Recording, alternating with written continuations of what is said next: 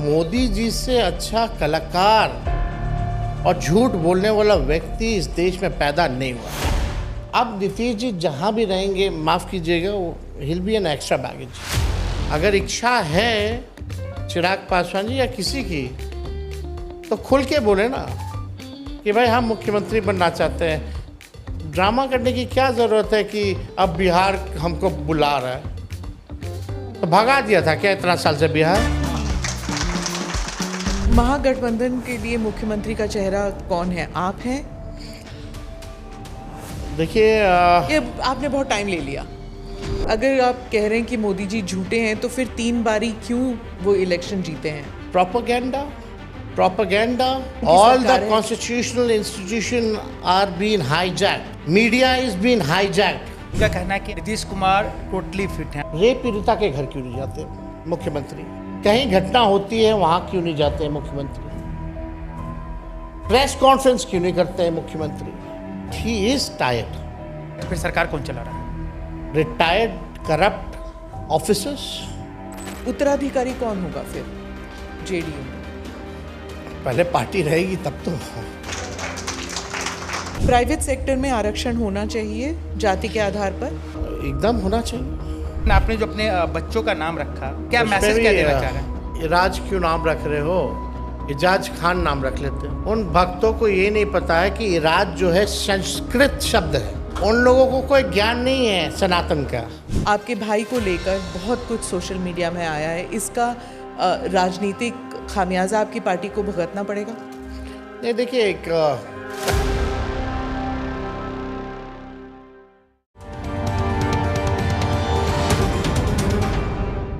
Namaste, Jai Hind. You're watching or listening to another edition of the ANI podcast with Smita Prakash.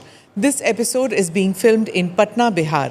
My guest today is Tejasvi Yadav, a former Deputy Chief Minister of Bihar and the de facto chief of the Rashtriya Janata Dal.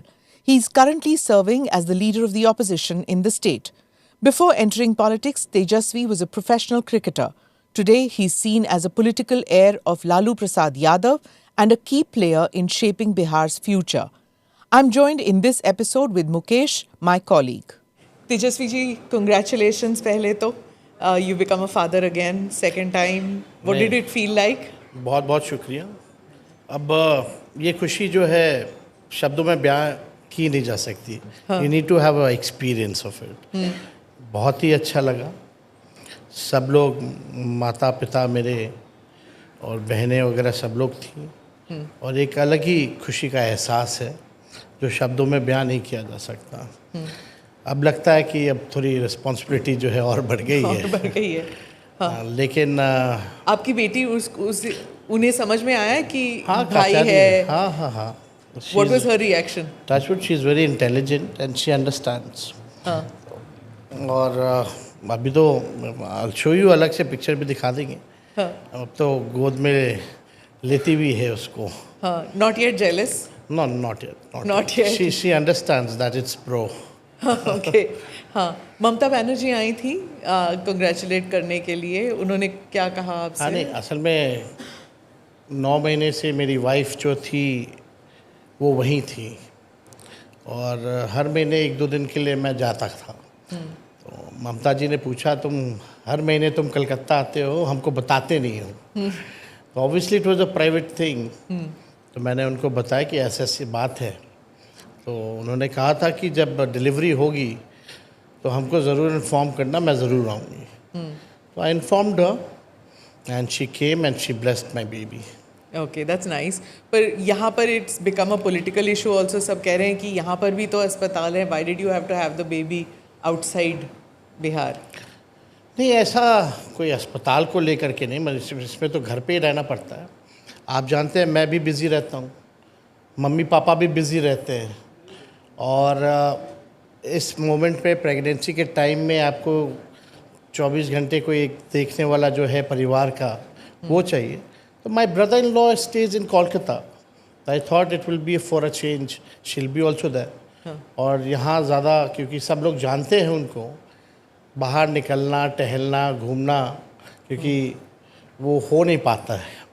तो वहाँ कम से कम freely, calmly she can stay with family. तो थोड़ा better होगा इस Okay. Thought के साथ, because I am also travelling every day, 14-15 घंटे सड़क पे रहता हूँ। तो फिर मम्मी पिताजी की कभी कभी तबीयत ठीक नहीं रहती है, तो उस हालात में मेरे को लगा कि बेटर होगा कि उनको, हाँ, सब but लोगों की it's- राय थी। It's nice कि आप you found the time to come, and I'm told it's your first podcast.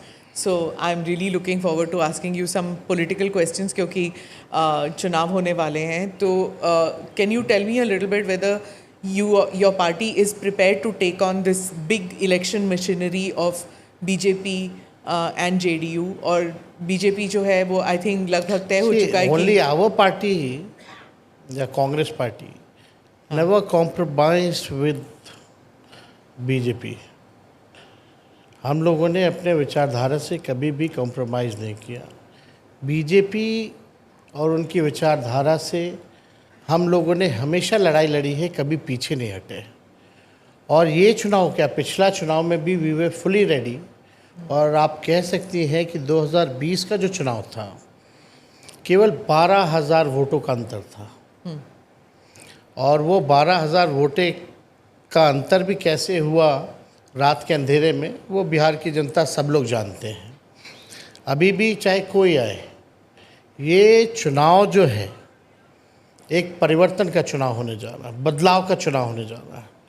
जो व्यक्ति 2005 में पैदा हुआ, आज वो 20 साल का हो गया है, और इस 20 साल के राज में नीतीश कुमार जी मुख्यमंत्री रहे, 11 साल से नरेंद्र मोदी जी प्रधानमंत्री रहे। फिर भी नीति आयोग की रिपोर्ट में गरीबी में बिहार नंबर 1 है, बेरोजगारी में नंबर 1 है, पलायन सबसे अधिक बिहार में होता है, प्रति व्यक्ति आय सबसे कम बिहार में है, प्रति व्यक्ति निवेश सबसे कम बिहार में है, शिक्षा चिकित्सा में हम फिसड्डी हैं, लॉ एंड ऑर्डर अगर एनसीआरबी के आंकड़े देखें तो लगातार 2005 के बाद से अपराध बढ़े हैं।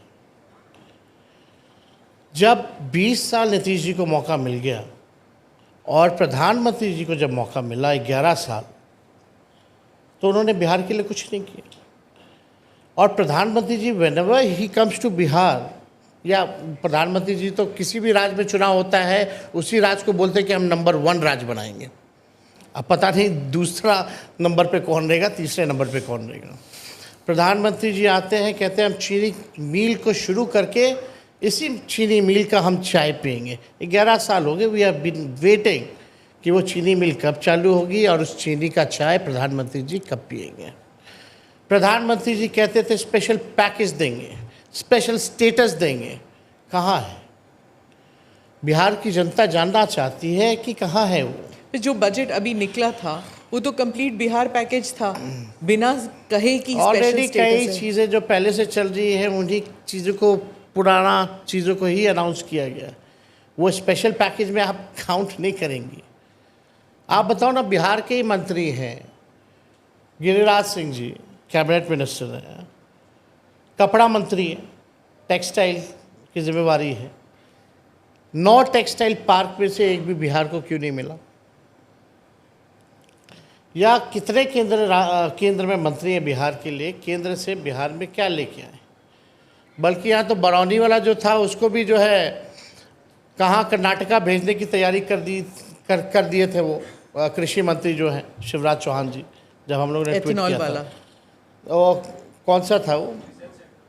रिसर्च सेंटर था मक्के का, हाँ, मक्के का रिसर्च सेंटर जो था, अनुसंधान केंद्र, उसको भी शिफ्ट करा दिया था। तो बाद में हल्ला हुआ, तब रोकने की बारी आई। लेकिन सवाल ये है कि 20 साल में बिहार में क्या बदलाव आया? अभी भी भूखमरी है, गरीबी है, लाचारी है, बेबसी है। आखिर बिहार में हम तो ये सरकार से पूछते हैं, आप 20 साल राज में रहे, केंद्र में 11 साल, एक काम बता दीजिए जिसमें देश में बिहार नंबर 1 है। उनकी तो पूरी फेहरिस्त है। वो कहते हैं कि मतलब बेस्ड ऑन व्हाट? लिस्ट तो कुछ कखा लिख देंगे वो लोग, उससे क्या होता है? ज़मीन पे क्या है? वो कह रहे हैं कि जैसे जितनी पलायन पहले होती थी उतनी नहीं है, जितने स्कूल पहले थे उससे ज़्यादा हैं, जितने जो टीचर्स थे जो पहले थे वो पेपर लीक इतना नहीं होता जितना पहले होता है, जो क्राइम पहले होता बेस्ड ऑन था, व्हाट? जो जंगल आप राज बिहार के था। लोग हैं यहाँ, किसी से भी पूछ लीजिए 2005 से पहले या 2005 के बाद पेपर लीक सबसे ज़्यादा कब होता है? पहले कहाँ इतना खबर आता था पेपर लीक का? किस बेस पे बोल रहे हैं? There has to be some data ना, और एविडेंस। बिहार में कोई भी परीक्षा ऐसी हो जिसमें पेपर लीक ना हुआ हो, ये हमको बता दीजिए। वो केवल 17 महीने जब हमारी सरकार थी, और 5 लाख लोगों को नौकरी हम लोगों ने दिया। क्या कह रहे हैं वो कि स्कूलें बना दी, बिल्डिंग बने होंगे, लेकिन उसमें टीचर कहाँ है? टीचर तो हम आए हैं 17 महीने, तो 5 लाख टीचरों को नौकरी पे हम लोगों ने देने का काम किया, तब भरने का काम किया हम लोगों ने। अभी जो बच्ची जिसके साथ रेप हुआ और निर्मम हत्या कर दी गई, पीएमसीएच में उसको जगह नहीं मिली, 4 घंटे बाहर रही, उसकी मृत्यु हो गई, बल्कि कंडीशन ठीक थी, बच सकती थी। हम उसके परिवार के यहाँ गए, प्रधानमंत्री जी कहते हैं, मुख्यमंत्री कहते हैं सबको घर बना के दे दिया पक्का मकान, उसका घर तो झोपड़ी में था। हम शहीद के यहाँ गए तो वहाँ शौचालय नहीं था, और ये बोलते कि शौचालय बना दिया। ये केवल ठगने का काम करते हैं, और मोदी जी से अच्छा कलाकार और झूठ बोलने वाला व्यक्ति इस देश में पैदा नहीं हुआ। काला धन लाएंगे, काला धन लाएंगे, 15-15 लाख रुपए खाते में देंगे, हर साल 2 करोड़ नौकरी देंगे। कहाँ है ये पर चीज़ें? अगर ऐसे, अगर आप कह रहे हैं कि मोदी जी झूठे हैं, तो फिर 3 बारी क्यों वो इलेक्शन जीते हैं? Propaganda, propaganda. 11 साल से उनकी All सरकार the है। constitutional institutions are being hijacked. Media is being hijacked. खुल के हम लोगों को कहना पड़ेगा। आप रोज तो टीवी पे होते हैं, सच तेजस्वी सच जी। की बातें आपको नहीं लगता स्मिता जी? जितना रोज तो आप टीवी पे हैं, कहाँ से हाईजैक हुआ है मीडिया? रोज आपका बाइट चलता है, रोज आपका स्पीच बाइट चलता चलता है। है, आप लोग तो खाली सवाल हमसे करती हैं ना, तब चलता है। सवाल भी नहीं करेंगे, अगर सवाल नहीं करेंगे। हम कहाँ मना कर रहे हैं, लेकिन यही सवाल, यही तो बात आप जो हमको कहने जा रही है, प्रधानमंत्री जी को जरा कहिए कि एक बात तो प्रेस कॉन्फ्रेंस कर दो यार। जब अगर हम सवाल नहीं करेंगे तो फिर बोला जाएगा कि हमारे मुंह पर ताला लगाए। जब हम सवाल करते हैं तो फिर हमारी गलती स्मिता है। जी, पहले की मीडिया सवाल सबसे ज़्यादा सत्ता पक्ष के लोगों से किया करती थी। आज क्या हो गया, सत्ता पक्ष के लोगों से सवाल नहीं, सत्ता पक्ष वालों का जो प्रोपेगेंडा होता है वो चलाया जाता है, और सबसे ज़्यादा सवाल कटघरे में ऑपोजिशन के लोगों को लाया जाता है। That's the difference before 2014 and after 2014। आपके साथ क्या इल ट्रीटमेंट किया है मीडिया ने? आप अपना बताइए, बाकियों का छोड़िए, आप अपना बताइए कि कहाँ से मीडिया, चाहे बिहार की मीडिया हो या नेशनल मीडिया, आपके साथ कहाँ अनफेयर ट्रीटमेंट किया है? हमारी जब सरकार आती है, जब भी 17 महीने 18 महीने, कॉकरोच भी मर जाता है तो इतना बड़ा करके दिखाया जाता है। यहाँ बच्चियों के साथ गैंगरेप हो रहा है सीतामढ़ी में, हम गिना सकते हैं। बिहार में जंगल राज की बात क्यों नहीं आती? अस्पताल में इलाज नहीं हुआ, उस कारण मौत हो गई, वो तो नहीं आती। 5 लाख लोगों को सरकारी नौकरी एक साथ हम लोगों ने दिया। बताओ, देश की किसी राज्य सरकार ने दिया? उस हिसाब से देश भर में मीडिया ने दिखाया। जो हम लोगों ने काम किए, 700 ऐसे डॉक्टर थे जिनको हम लोगों ने एक साथ कैबिनेट में बर्खास्त किया, जो 10 साल से 5 साल पे ड्यूटी पे नहीं आते थे। कभी इसकी मीडिया ने सराहना की या इस बात को दिखाया? लेकिन हमारे जो चीज़ें हैं, भले ही ठीक है, उत्पादी लोग हर जगह होता है, हर जात में होता है, हर धर्म में होता है, हर पार्टी में होता है। कहीं कौन है, क्या है, जिसको हम लोग भी नहीं जानते, उसको भी आप लोग दिखाओगे कि लालू जी का करीबी, तेजस्वी यादव का करीबी। तो आपके परिवार वाले थे ना, आपके चाचा मामा सब थे ना? अरे पॉलिटिक्स में, और उन्होंने किया नहीं था नहीं थोड़ा नहीं, बहुत। हम आप नहीं समझे माफिया बात को, आप मेरी बात को नहीं समझे।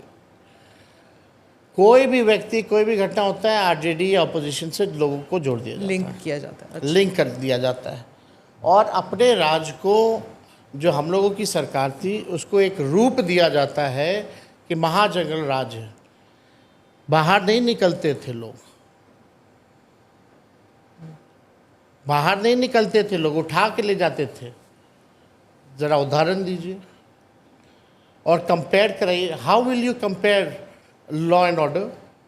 इस गवर्नमेंट का अच्छा था या उस गवर्नमेंट का अच्छा था? Based on a data, if you go through the base जो डेटा का है, वहाँ तो ये साफ दिख रहा है कि नीतीश कुमार जी के राज में अपराध की सबसे ज़्यादा बेलगाम है। यहाँ तो पुलिस का एनकाउंटर होने लग गया है। कोई सवाल पूछा? अब हम आपको बताते हैं, और 2-4 और उदाहरण दें। अभी कुछ दिन पहले आप डिप्टी सीएम आए होंगे, उन्होंने बोला तेजस्वी जी ने हमको नहीं बताया, नहीं तो हम शहीद क्या चले गए होते। अगर ये तेजस्वी कह देता तो आज नेशनल मीडिया क्या करती, मेरा खाल नोच लेती। उनसे सवाल तक नहीं किया जा रहा।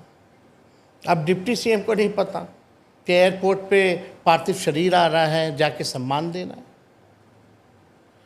और यही नहीं, जो रेप कांड हुआ था अभी, उसमें डिप्टी सीएम कहते हैं कि भाई जो परिवार के लोग हैं उनको बोलते हैं माँ कसम खाओ, बहन कसम खाओ, कोई चर्चा नहीं होती। ये पार्शियलिटी क्या किस लिए कसम खानी है? कि पीएमसीएच में इलाज नहीं हुआ। परिवार का आरोप था कि 4 घंटे 5 घंटे हमको बाहर रखा गया, जो कि सच था। तभी ना आप डिप्टी सुपरिटेंडेंट को हटाए हो, और उनके ही घर जाकर के आप पूछते हो कसम खाओ, तुम झूठ बोल रहा है। आप उस पीड़ित परिवार से आप संवेदना प्रकट करने गए हैं या माँ की कसम खिलाने गए हो? लेकिन न्यूज़ में चर्चा में कहीं नहीं है, होगा भी नहीं। कहाँ से आता है ये सब? अब खैर ये सब बात करने का, बिहार की जनता बहुत ही होशियार है, समझदार है, और एक एक चीज़ों को वो जानती है। तेजस्वी जी, सुबह से जितने भी आ रहे हैं अपोजिशन के लीडर, बीजेपी हो या जेडीयू के हो, उनका कहना है कि आप उन पे एलिगेशन लगाते हैं नीतीश कुमार पे। नीतीश कुमार टोटली फिट हैं, आप कहते हैं कि मेंटली टायर्ड है, फिजिकली फिट नहीं है। आप कहते हैं कि रिटायर्ड अधिकारी सरकार चला रही है, करप्शन है, बहुत सारे एलिगेशंस लगा। उन लोग का कहना है कि भाई वो तो इतनी गर्मी में भी घूम रहे हैं, आज भी डबल ये उद्घाटन कर रहे हैं, धूप में जा रहे हैं, वो तो घर से निकल नहीं रहे हैं। कड़ाके की सर्दी में भी गए हाँ। थे, वो कह रहे हैं। बहुत अच्छी बात है। मिस इन्फॉर्मेशन है। पार्थिव शरीर पे सम्मान देने क्यों नहीं है? जाना चाहिए। एक बार भी मीडिया से इंटरेक्शन करना क्यों बंद कर दिया? आप लोगों ने कभी ये देखा कि नीतीश जी अब मीडिया के सामने कोई कुछ नहीं बोलते? और कई बार डिप्टी चीफ मिनिस्टर अगर मंच पे खड़े हों, अधिकारी अगर खड़े हों, तो उनका हाथ क्यों पकड़ते हैं? आपने वो वीडियो भी देखा होगा। हाँ। जब राष्ट्रगान चल रहा होता है तो अपने अधिकारियों से हाथ फैला फैला करके बातें करना, ये क्या दिखाता है? जब बापू महात्मा गांधी जी के जब सम्मान की बात आई थी, सलामी चल रहा था, तो ताली मार रहा था, और सब लोग हाथ उनको बता रहा था नीचे करो नीचे करो। देखिए, एक उम्र का पड़ाव होता है, और हमको ज़्यादा इस पर, उनके बारे में इस पर टिप्पा टिप्पणी करना ठीक नहीं लगता। But he is tired. आप इस बात को समझिए। प्रधानमंत्री, ये मुख्यमंत्री जी, जब हम लोग बोलते हैं टायर्ड है, तो हफ्ता में 1-2 दिन एक रोड प्रोजेक्ट घुमवा देगा, फ़ोटो खिंचवा लेगा, IPRD वाला से डलवा देगा, फिर दूसरा दिन डबल डेकर अगले हफ्ते लेके चला जाएगा। बस पटना के मुख्यमंत्री आवास से 2-3 किलोमीटर दूरी बस। रेप पीड़िता के घर क्यों नहीं जाते मुख्यमंत्री? हम ये जानना चाहते हैं। कहीं घटना होती है, वहाँ क्यों नहीं जाते हैं मुख्यमंत्री? प्रेस कॉन्फ्रेंस क्यों नहीं करते हैं मुख्यमंत्री? जब पाकिस्तान से युद्ध चल रहा था तब एक बार भी शब्द अगर मुख्यमंत्री जी ने अपने जुबान से बोला तो हमको बता दो। तो आप कहते हैं टायर्ड है, तो फिर सरकार कौन चला रहा है? रिटायर्ड करप्ट ऑफिसर्स, जो भ्रष्ट अधिकारी हैं। ये पीएमसीएच के जो थे सुपरिटेंडेंट, वो भी रिटायर्ड ही थे ना। मेरे सरकार गिरने के 2 दिन बाद उनको एक्सटेंशन दे दिया गया। जो चीफ इंजीनियर जो पकड़ा गया था उसके घर करोड़ों रुपए रेड में, वो रिटायर्ड ही था ना। मतलब ये रिटायर्ड लोग में ऐसी क्या खूबी है जो अभी लोगों में नहीं है?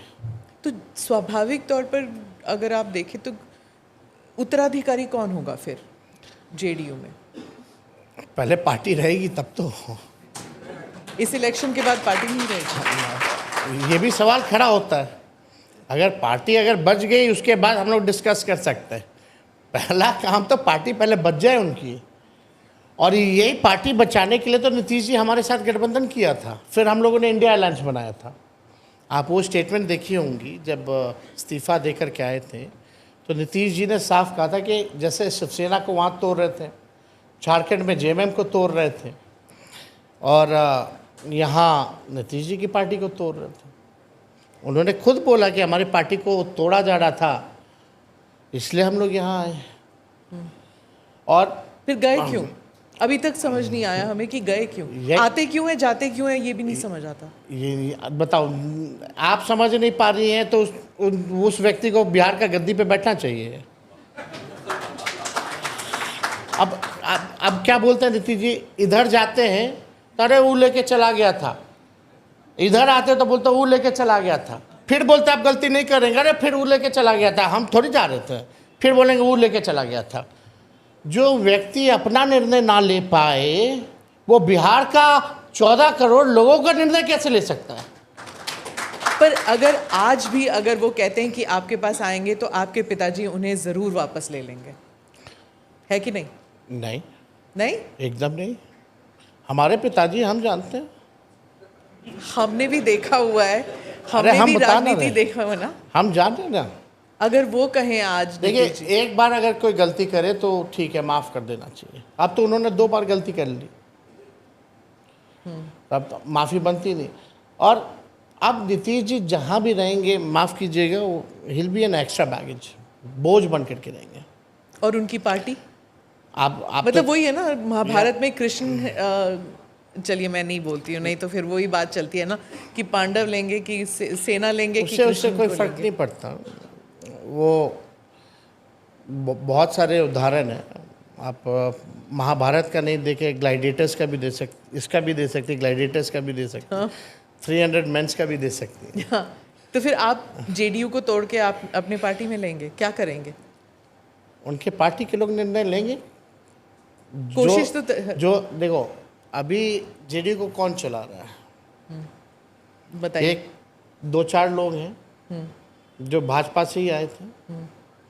वही संजय झा जी अरुण जेटली जी के खास थे, ठीक है, राजनीति से कोई मतलब नहीं था। यहाँ के ऐसे एमएलसी बना दिया गया, मंत्री बना दिया गया, उनको अब राष्ट्रीय अध्यक्ष बना दिया गया, वर्किंग प्रेसिडेंट। नेशनल मिशन पे गए थे वो तो पूरा नीतीश जी छोड़िए, वो तो नीतीश जी जो बोलेंगे, मोदी जी या अमित शाह अगर कह दें तो संजय झा अमित शाह जी की बात मानेगा, संजय झा नीतीश जी की बात नहीं मानेगा। ये बात सच है, और आप फील भी करिएगा थोड़े आने वाले समय में, और आप लिख लीजिए। तो एक तो आप संजय झा का नाम बताएं, और कौन और भी लोग हैं, कौन लोग हैं जो आप जिनके बारे में कहते हैं वो हाईजेक कर लिया गया पूरी सरकार? और सब जो पार्टी बदलता रहता है सब। बिहार में तो सब बदलते हैं पार्टी। नहीं, वो हर जगह बदलते हैं। आप तो हाँ, बीजेपी जब से आई तब से वॉशिंग मशीन हो गई, बदलवाती रहती है। तो कभी ईडी लगा के, कभी सीबीआई लगा के, कभी डरा के, कभी धमका के। तो अभी जो चुनाव होने वाले हैं, तो क्या आपको लग रहा है अगर एनडीए सत्ता में आती है या बहुमत हासिल करती है तो नीतीश कुमार जी मुख्यमंत्री बन पाएंगे? क्या लग रहा है आपको?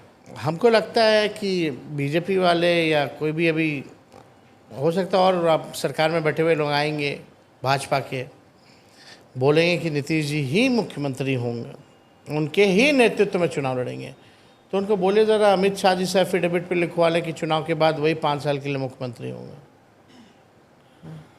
भाजपा जिसके साथ रही है उसको ख़त्म करने में लगी है। आप जितनी भी रीजनल्स पार्टी देख लें, नॉर्थ से साउथ, ईस्ट टू वेस्ट, जो भी भाजपा के साथ रहा है सबको तोड़ा। बिहार में देख लीजिए ना, चिराग पासवान जी की पार्टी का क्या किया भाजपा ने, उदाहरण है बिहार में। वही काम जेडीयू के साथ हो रहा था, और अभी लॉन्ग टर्म प्लान पे वो चला गया प्लान। पहले शॉर्ट टर्म पे था, अब लॉन्ग टर्म पे। तेजस्वी जी, इंडिया अलायंस का क्या फ्यूचर है?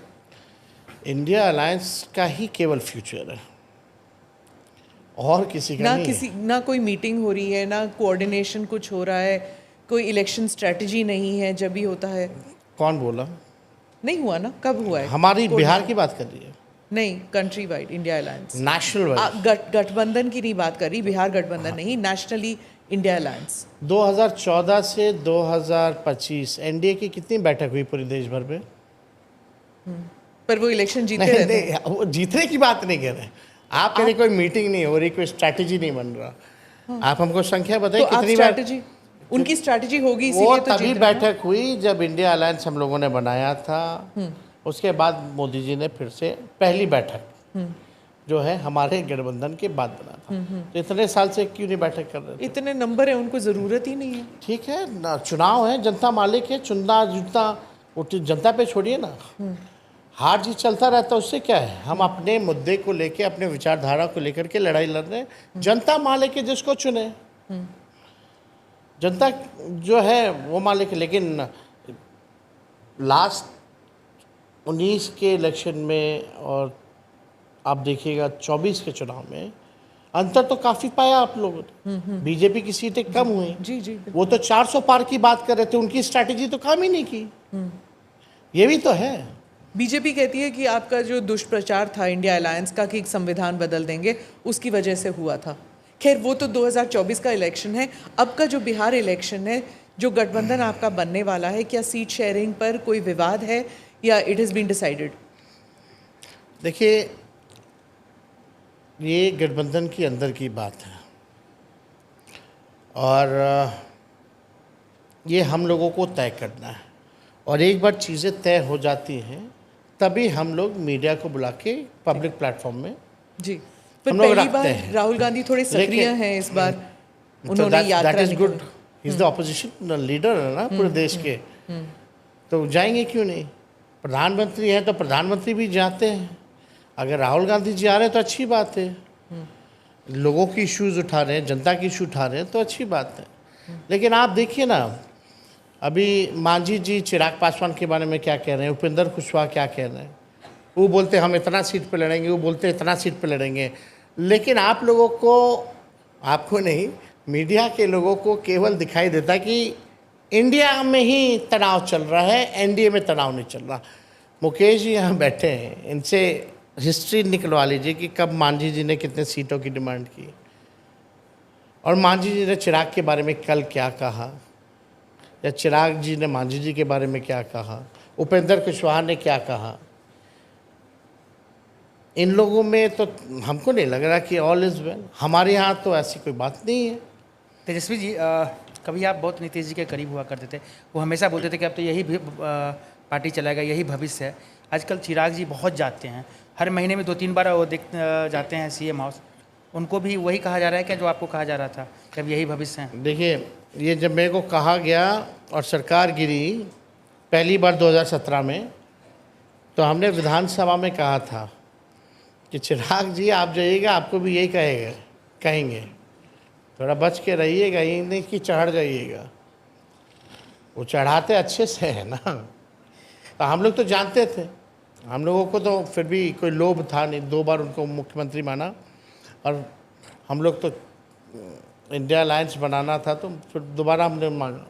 लेकिन हम लोगों का ये, नीतीश जी से जो भी व्यक्ति मिलता है, नीतीश जी बस यही कहते हैं अब तो तुम ही लोगों को ना देखना है।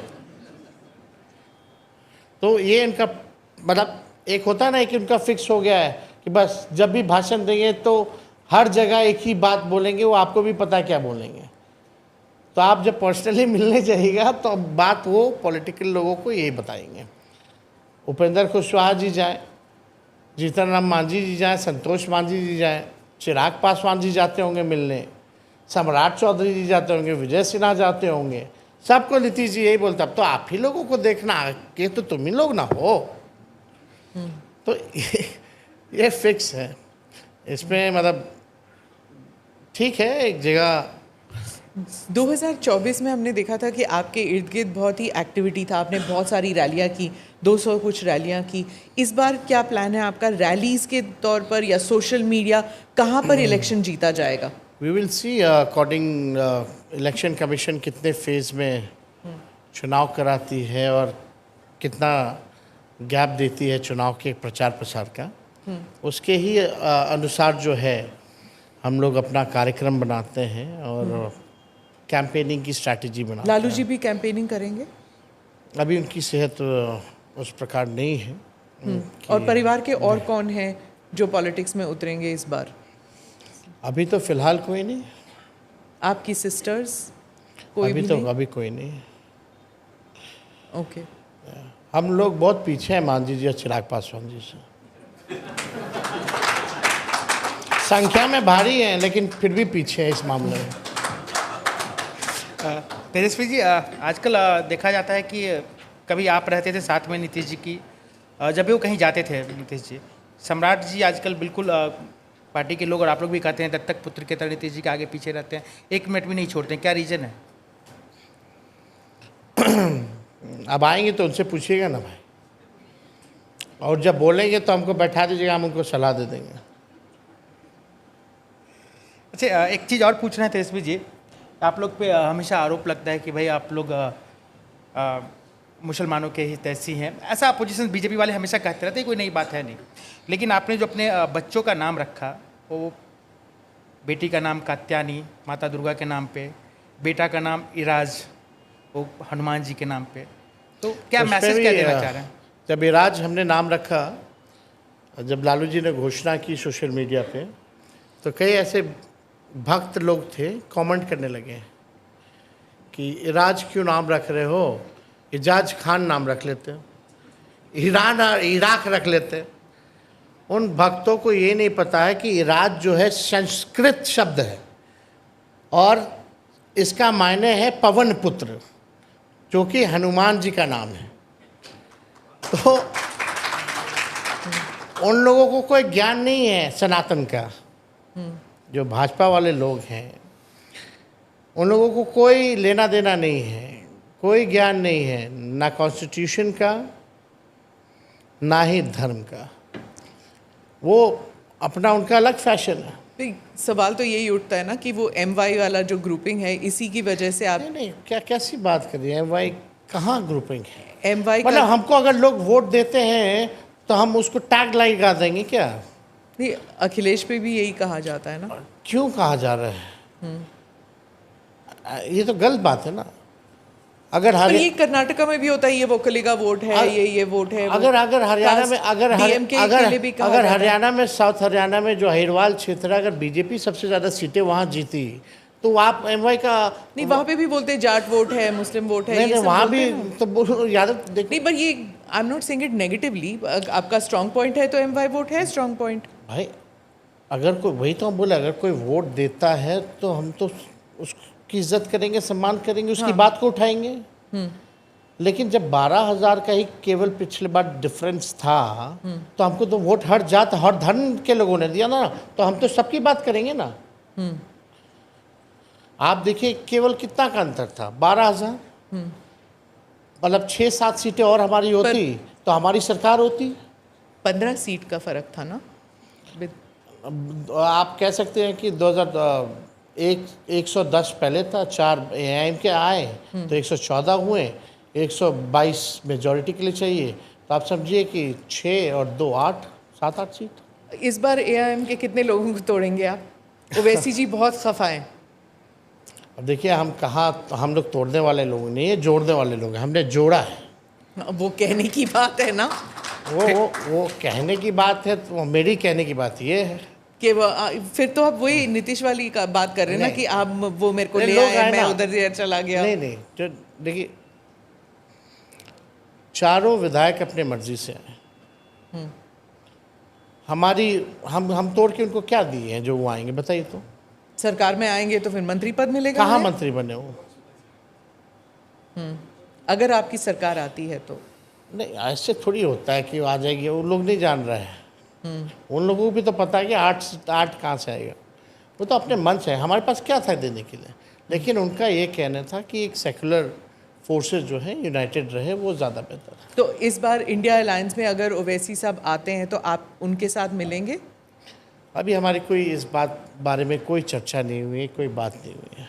अच्छा तेजस्वी जी, क्योंकि बहुत कम सीटों से आपकी सरकार बनते बनते रह गई थी, उस पर आपने कई एलिगेशंस लगाए थे, वो बाद में पूछेंगे। लेकिन हम जानना चाह रहे हैं कि आपको कोई मलाल है, क्योंकि आपने बड़ा अच्छा परफॉर्म किया, आरजेडी ने, लेफ्ट ने भी किया, लेकिन कांग्रेस को आपने जितनी सीटें दी उसके अकॉर्डिंग अगर देखा जाए तो आपकी लुटिया तो उसने डुबो दी। कहने के लिए लोग कहें वो अलग बात है, लेकिन हम सब लोगों ने कमेटी बनाई है, कोऑर्डिनेशन कमेटी बनाई है, सब कमिटीज़ बनाई हैं, और लास्ट एक्सपीरियंस के बाद विनेबिलिटी को देखते हुए आगे उसी हिसाब से will make a strategy and will work together, और मिल करके हम लोग काम और चुनाव दोनों लड़ेंगे, और कमियों को, जो भी कमियां होंगी हमसे या किसी से भी, उस कमियों को भी दूर किया जाएगा। तभी ये कमिटीज़ वगैरह हम लोगों ने बनाई है। क्या एजेंडा रहेगा, क्या लोगों के मुद्दे रहेंगे, इन सब पे काम चल रहा है। चाहे सोशल मीडिया हो, हमारा प्रेजेंस कैसा होना चाहिए। तेजस्वी जी, सबके सोशल मीडिया की बात करते हैं तो जब आपके पिताजी जब पॉलिटिक्स में सक्रिय थे तो उस वक्त सोशल मीडिया नहीं था, तो लोगों की प्राइवेट लाइफ्स के बारे में इतना पता नहीं होता था लोगों को। अब बात बदल गई है, आप अगर डिनर भी खाने जाते हैं तो सोशल मीडिया में फ़ोटो आ जाएगा। आपके भाई को लेकर बहुत कुछ सोशल मीडिया में आया है, इसका राजनीतिक खामियाजा आपकी पार्टी को भुगतना पड़ेगा? नहीं, देखिए, एक प्राइवेट चीज़ें अलग है, पर्सनल चीज़ें अलग है। अगर हम यहाँ नरेंद्र मोदी जी के परिवार के बारे में बात करें कि यशोदा बहन उनके साथ क्यों नहीं रहती है, तो अच्छा नहीं लगेगा। That is a private thing, और and I don't want to do a politics जिससे देश या बिहार के लोगों का, इससे क्या भला होने वाला है, बताइए। नहीं, पर उनके प्राइवेट लाइफ को भी सोशल मीडिया में उछाला गया था। अब देखिए, ये उनकी प्राइवेट लाइफ है, उनकी बातें आई हैं। जहाँ तक मेरे बच्चे की नाम की बात आई थी, हमने अपने पक्ष को रखा है। जो भी होगा वो अपने पक्ष को रखेंगे, और बाकायदा लालू जी ने जो निर्णय लिया है उस पर हम लोग सब लोग मानने वाले लोग हैं। मैं एक दो सवाल स्टूडेंट से पूछूंगी। कुछ, हाँ, there is a girl right at the back, mike दे दीजिए उन्हें। गुड इवनिंग एवरीवन, मेरा नाम अंजलि कुमारी है। मेरा सवाल आपसे ये है कि आपको क्या लगता है बिहार के पॉलिटिक्स में सही मायने में नए चेहरों को मौका मिल रहा है, और आपकी पार्टी में नए चेहरों के लिए क्या स्कोप है, और आपके लिए क्या अहमियत है नए चेहरों की? मतलब ये युवा की बात कर रही है। नहीं, अगर पॉलिटिकल फैमिली का कोई ना हो, जैसे आपने बाकियों के बारे में कहा, और सामने कारी शोएब है, सामने राजेश जी हैं, और हमारे इस बार, पिछली बार सबसे ज़्यादा नौजवानों को हमने टिकट दिया था जो हमारे परिवार के भी नहीं थे, और सब चुनाव जीत के हैं। सबसे युवा विधायक अगर कोई है तो हमारे दल के हैं। और देखिए, बिहार जो है देश का नहीं बल्कि दुनिया का सबसे युवा प्रदेश है। हमारा देश दुनिया में सबसे युवा देश है, और इस युवा देश में सबसे युवा अगर कोई प्रदेश है तो वो बिहार है। ऑलमोस्ट नियर अबाउट 60% युवा है, और हम दिल से चाहते हैं कि युवा जो है आगे बढ़े, राजनीति में आए, डिसीजन मेकिंग में आए, पॉलिसी मेकिंग में आए, ये हम दिल से चाहते हैं। और एक गैप भी हो गया ना, जनरेशन गैप भी हो गया। तो अगर नए पीढ़ी के लोग आएंगे और जिनकी सबसे ज़्यादा आबादी 60% है, तो उनकी समस्याओं को और बेहतर ढंग से वो जान पाएंगे और निदान कर पाएंगे। अब आगे का जो ज़माना है वो पूरा टेक्नोलॉजी और एआई का ज़माना आने वाला है, वो आप भी जान रही हैं। अब नीतीश जी को ये बातें नहीं समझ में आती। नीतीश जी को मोबाइल भी समझ में नहीं आता। अगर मोबाइल फ़ोन अगर आप रख लें मीटिंग में, तो उनके दिमाग में केवल एक ही बात आता कि मोबाइल जो है इसके वजह से दुनिया 10 साल में ख़त्म हो जाएगी। ये उनकी सोच है। वो भले कुछ क्या कह के बोलते हैं वो अलग कारण है, लेकिन ज़माना जो आने वाला है that is totally dependent on technology, AI, जो हमारा फ्यूचर होने वाला है। तो उसको समझने वाला जो नई पीढ़ी है, अगर वो लोग अगर पॉलिसी मेकिंग में, डिसीजन मेकिंग में आए, तो हमको लगता है कि इससे बेहतर क्या होगा। पढ़ी लिखी जो पॉपुलेशन है और जो सर्विस क्लास के लोग हैं, वो अपने बच्चों को पॉलिटिक्स में नहीं भेजना चाहते कि ये दलदल है, करप्शन है, पावर प्ले है, आप कहीं नहीं जाएंगे। सो people don't want to send their children into politics. No, I don't think so. No? Not in my state it is like that.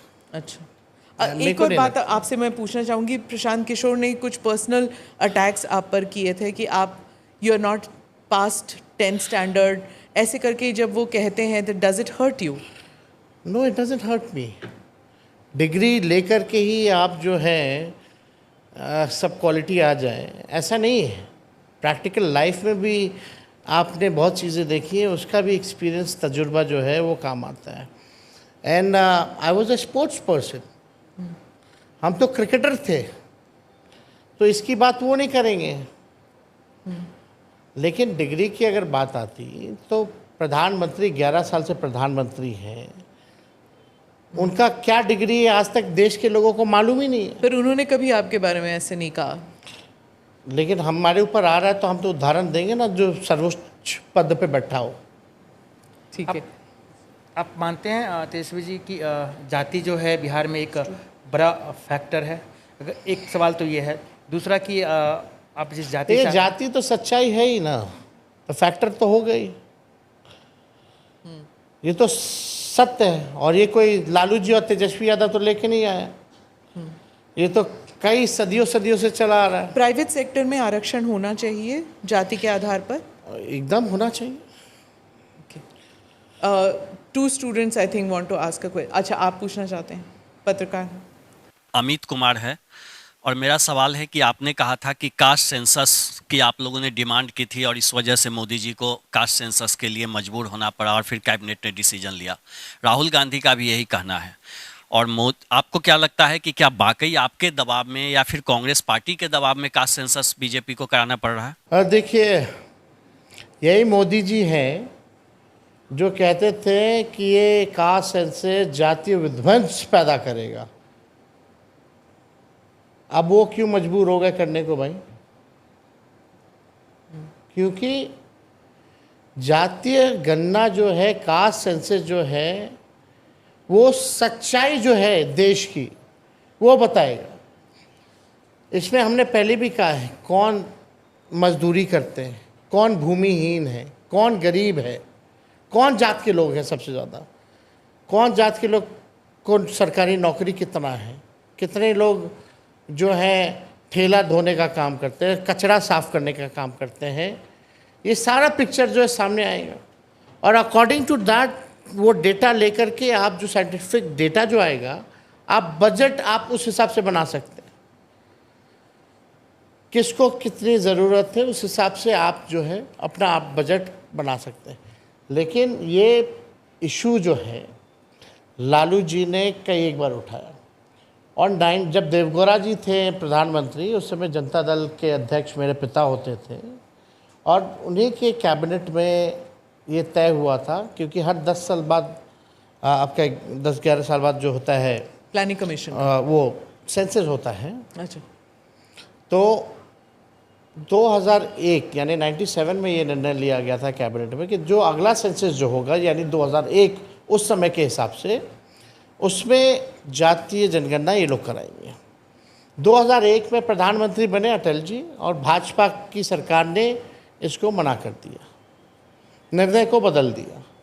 आज भी अगर ये जो नरेंद्र मोदी जी का जो कैबिनेट नोट है, ये 97 वाले ही नोट के आधार पर ही बना है। अगर आप देखें तो जो प्रीवियस गवर्नमेंट ने जो लिया था उसके आधार पे बनाया। तो उस समय तो राष्ट्रीय अध्यक्ष जनता दल के लालू जी थे, ये हम लोगों का दल का निर्णय था। और एक बार नहीं, यूपीए की भी सरकार रही तो उस समय भी नेताजी, शरद जी, लालू जी ने आवाज़ को उठाया, सड़कों पर भी हम लोग आए। और यहाँ बिहार में हम लोगों ने तो दोनों हाउस में पास करवाए मेरे प्रस्ताव पे, और मेरे प्रस्ताव पे प्रधानमंत्री जी से हम लोग सब लोग मिलने गए थे। मुख्यमंत्री जी के नेतृत्व में मेरा ही प्रस्ताव था कि अगर वो ना माने मोदी जी तो हम लोग अपने बलबूते, अपने राज्य सरकार अपने खर्च पे कराएंगे, जो किया। तो ये तो क्रोनोलॉजी है। और उस समय भी जब हम प्रधानमंत्री जी से मिलने गए थे तो हमने जितने भी नेता थे देश भर के बड़े नेता, उन सबको चिट्ठी हमने लिखा था। वो सारा आप देख लीजिएगा, सारा सब कुछ है।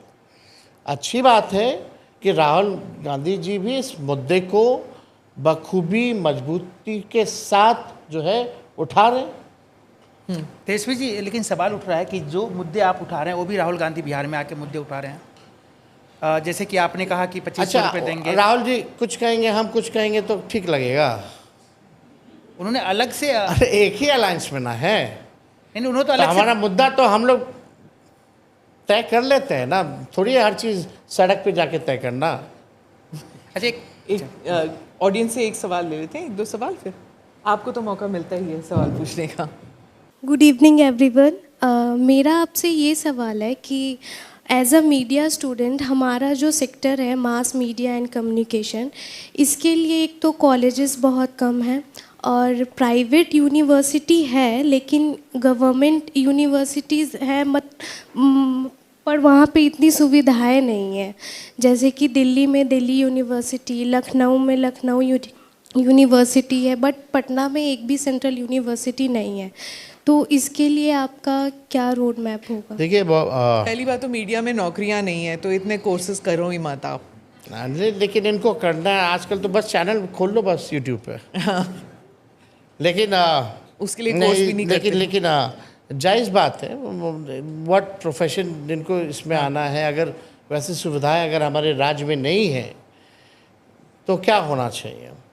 आप जानते हैं कोटा है, पढ़ने वाला भी बिहारी, पढ़ाने वाला भी बिहारी, खाना बनाने वाला भी बिहारी और गार्ड भी बिहारी, इंफ्रास्ट्रक्चर बस है वहाँ। यहाँ उस हिसाब का एजुकेशनल हब जो है बनाया जा सकता, लेकिन है नहीं। हमने पूछा भी, यही सवाल पूछा, उन्होंने कहा कि अब कोटा से सब यहाँ पे आते हैं पढ़ने के लिए और पढ़ाने के लिए। आप पता नहीं, अब तो कोटा जाके देख लीजिए खाली हुआ है कि नहीं। कोविड के टाइम में तो हम देख रहे थे कि भाजपा के नेता ही जा करके अपने बच्चों को ला रहे थे। ये झूठ बोलना इनकी कला है और उसमें माहिर है। वो कौन बोले, विजय सिन्हा? नाम नहीं लूँगी, आप जब पॉडकास्ट चलेगा अब तक देख लीजिएगा। तो सारे आके वही कह रहे थे कि वहाँ पे अब कोटा खाली हो रहा है, कोटा के सारे बच्चे यहाँ आ रहे हैं। जो बच्ची सवाल पूछी है उसी से जवाब ले लीजिए। देखिए पीड़ा होती है। बिहार से लोग पलायन किन कारणों से करते हैं? पढ़ाई के लिए करते हैं, हेल्थ के लिए करते हैं, चिकित्सा के लिए करते हैं और रोज़गार नौकरी के लिए करते हैं। अगर हम एजुकेशनली अगर अपने बिहार को इस हिसाब का बना लें, हेल्थ वाइज ऐसी फैसिलिटीज़, सुपर स्पेशलिटीज़ हॉस्पिटल अगर हम लोग दे दें तो ये पलायन जो है वो रुक जाएगा और रोज़गार नौकरी की भी व्यवस्था होगी और बिहार का जो रेवेन्यू है बिहार में ही खर्च होगा, तो बिहार में घूमता रहेगा पैसा भी, उससे भी फ़ायदा है। तो हमको लगता है कि जैसे आगे हम लोग इस पे चर्चा कर रहे हैं अभी, क्योंकि अभी कमेटी बनी है पॉलिसी में, कि अगर हम कोचिंग इंस्टीट्यूशंस को अगर हम लोग इंडस्ट्री का अगर दर्जा देते हैं तो कितना सक्सेसफुल रहेगा। तो इस पर वी आर डिस्कसिंग, और जो भी होगा आगे एजेंडा हम लोगों का मैनिफेस्टो, उसमें वी विल इंक्लूड इट। आप इंट्रोड्यूस कीजिए अपने आप को और सवाल पूछिए जल्दी से। गुड इवनिंग एवरीवन, मेरा नाम अनमोल गुप्ता है। तो मेरा आपसे यह प्रश्न है कि आप युवा नेता हो, आपका यूथ में क्रेज़ बहुत ज़्यादा है, बट एज अ यूथ हम आपकी बातों पर कैसे भरोसा करें? क्योंकि बातें तो सब करते हैं। आप 17 महीने देखे मेरे को जी, 17 महीने का काम देखा आपने मेरा? अस्पताल में कोई मंत्री छापा मारता था क्या? कोई बीजेपी का मार रहा है? 5 लाख सरकारी नौकरी लगी। आईटी पॉलिसी हमने बनाया, स्पोर्ट्स पॉलिसी हमने बनाया, टूरिज्म पॉलिसी हमने बनाया। 20 साल से सरकार को पता ही नहीं था कि ये पॉलिसीज भी ज़रूरी है। जो पढ़ा लिखा उसको भी नौकरी मिला, और स्पोर्ट्स पॉलिसी के तहत 73 ऐसे खिलाड़ियों को भी हमने डीएसपी और अधिकारियों के पद का प्रावधान किया है, जिसमें उनको नौकरी मिले हैं, जो बिहार और देश के लिए गोल्ड मेडल लाने का काम किया। देखिए, फोकस एजुकेशन का रहा है, हेल्थ का हम लोगों का रहा है, नौकरी रोजगार का रहा है।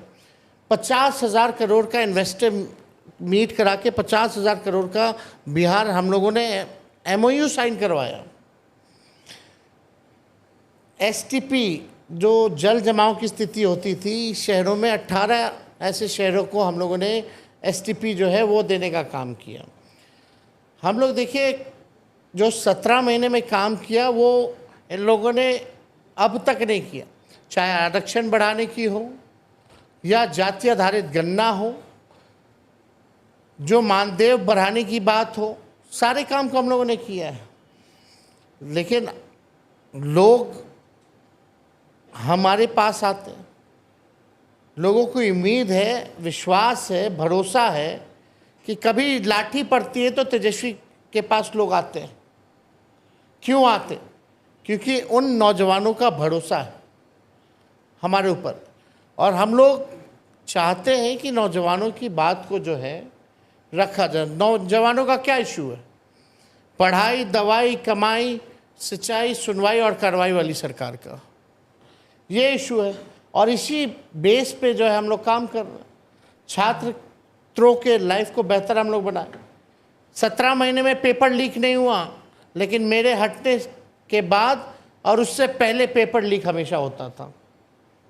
तो ये तो सच्चाई है ना। तो आप अगर देखें तो थोड़ा अध्ययन करना पड़ेगा आपको। लेकिन और जो लोग हैं वो लोग क्या किए हैं इसका भी अध्ययन कर लीजिए। आप ज़रा सवाल पूछिए सम्राट चौधरी जी से, बीजेपी के, नीतीश जी का छोड़ो, बीजेपी के 2 डिप्टी चीफ मिनिस्टर हैं।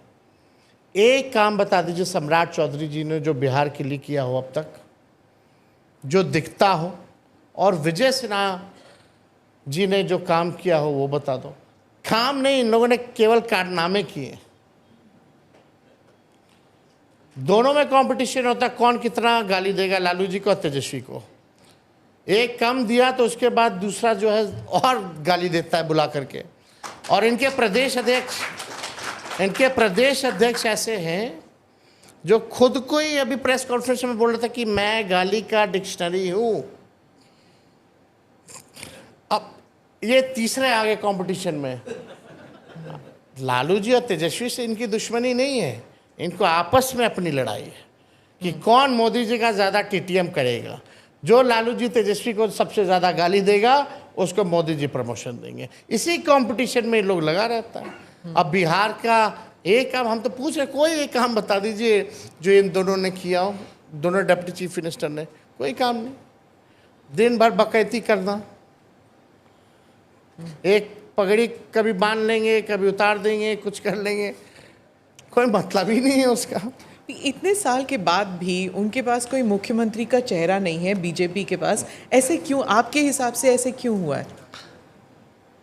कोई लायक ही नहीं ना। लायक होता तो आता ना।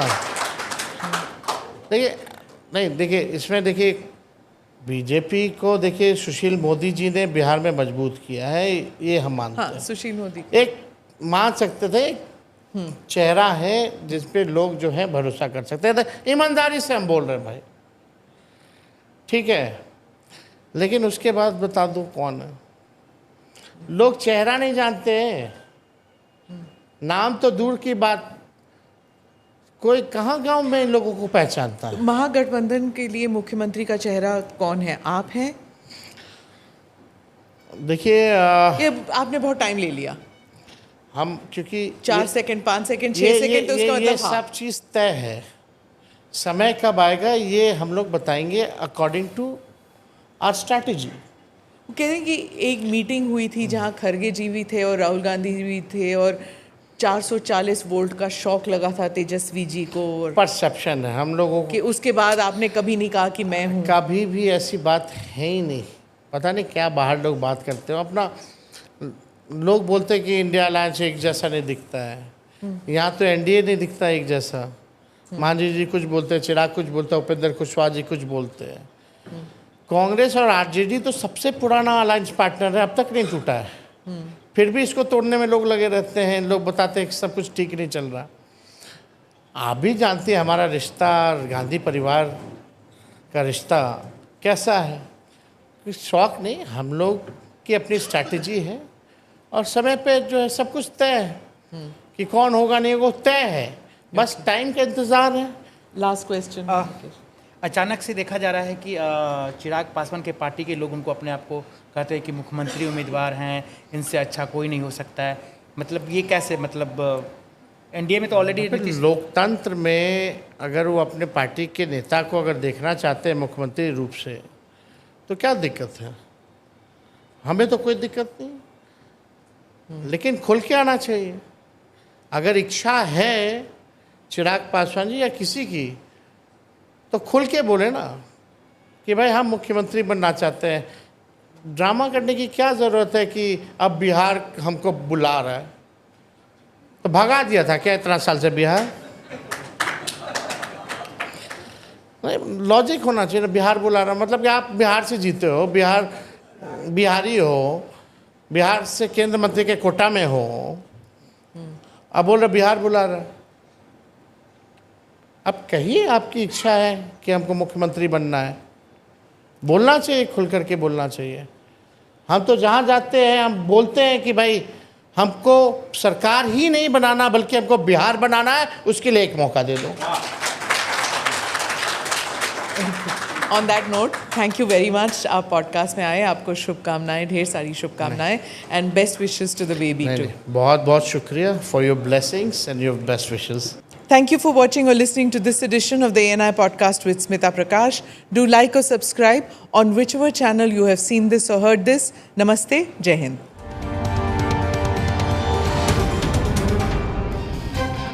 Click here to watch the previous episodes.